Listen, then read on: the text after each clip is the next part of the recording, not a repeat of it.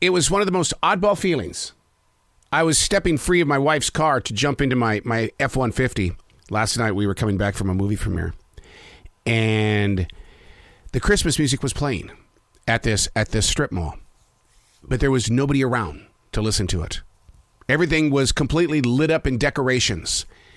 But there was nobody around to fall witness to it. Instantly, I had a flashback to March of 2020. Easter was on its way.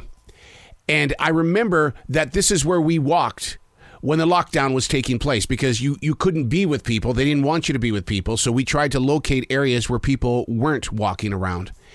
And I remember there was also music playing. And on the windows of all of these businesses were these things that were promoting Easter.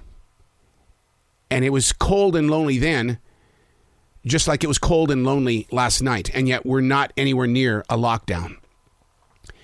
But it was one of those things that you hold inside your heart very tightly, because you wonder, why was I in this position of reminder? What place was it serving? And what am I supposed to learn? And I remember turning to my wife last night and I said, we have to come back here. And she says, why? I said, there's something here that's speaking. And tonight, I don't understand the language, but we have to come back. Because I think the next time that we return to this moment, all this Christmas music, all of these lights around us, there's something going on, and I'm supposed to be here to learn. Have you ever been in a position like that? Hey, it's Arrow. This is The Choice. This is what I was writing while the sun was waking up on a brilliant new day. Today, we're reading from December 8th, 2022, a very powerful line from a brand new movie that's coming out. I can't speak of it because there's an embargo. All I can say is that there's a very powerful line in a movie that's coming out that speaks directly into the eyes and hearts of all creative people. There's going to come a time where you have to sit back and realize that you are only one of 100. One of 100. That there's going to be many more like you that follow you. And that in your moment of now, where these decisions that are being made are based on, well, what am I going to do now?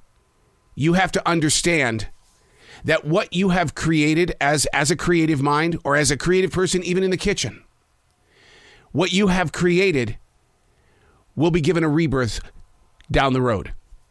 When somebody picks up a photograph, when somebody picks up maybe some music, maybe something that you've put up on YouTube, but when they revisit it in the years ahead, your rebirth will take place.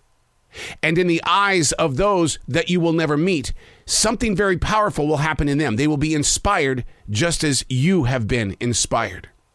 You've done all you can to become who you are, but you're only going to be one of the 100. I sat there when I heard that, and it really felt like that an answer was handed to me. Because I've wondered during these 43 years of broadcasting, what are we going to do with all this? How am I going to distribute it? Am I supposed to? What about all of this daily writing?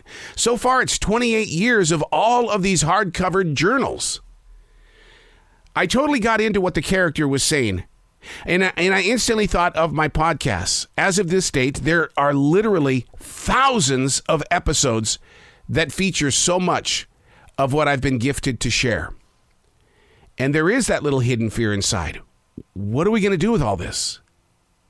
It's a great picture that each and every one of us as creative people carry. A lot of backstories that other people do not know.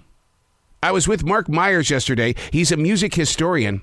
He said creative people are tortured souls. They somehow figure out a way to turn it into a story. And those that are passing buy into it. The goal is to pull it from the roots, only to learn that it will always go deeper than you. I'm Arrow, and that's what I was writing while the sun was waking up on a brilliant new day.